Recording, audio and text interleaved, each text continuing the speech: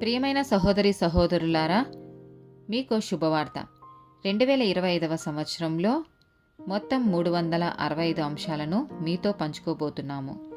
జనవరి 1వ తేదీ నుండి ప్రతిరోజు ఒక అంశము మరియు దానికి సంబంధించిన వాక్యమును పంచుకుంటాము. దయచేసి ఆ వాక్యములను వినండి, ధ్యానించండి మరియు ఆశీర్వదించబడండి. దయచేసి సబ్స్క్రైబ్ చేయండి మరియు మీ స్నేహితులతో పంచుకోండి. ధన్యవాదాలు.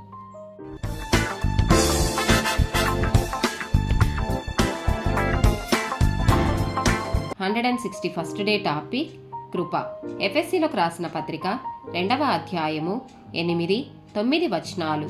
మీరు విశ్వాసము ద్వారా కృప చేతనే రక్షింపబడి ఉన్నారు. ఇది మీ వలన కలిగినది కాదు, దేవుని వరమే.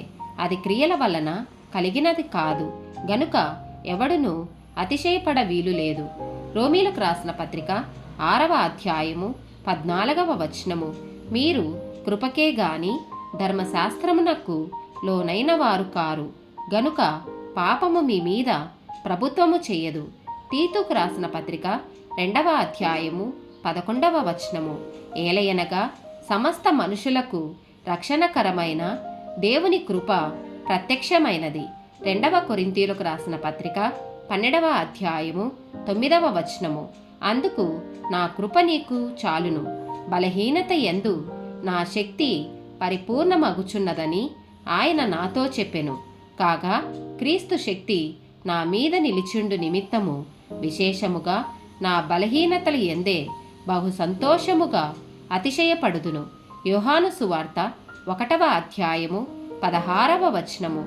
ఆయన పరిపూర్ణతలో నుండి మనమందరము కృప వెంబడి కృపను పొందితిమి.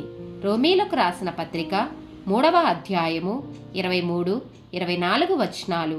ఏ భేదమునూ లేదు, అందరును పాపము చేసి దేవుడు అనుగ్రహించు మహిమను పొందలేక పోవుచున్నారు. కాబట్టి నమ్మువారు ఆయన కృపచేతనే క్రీస్తు యేసునందలి విమోచనము ద్వారా ఉచితముగా నీతిమంతులని తీర్చబడుచున్నారు. ఆమేన్.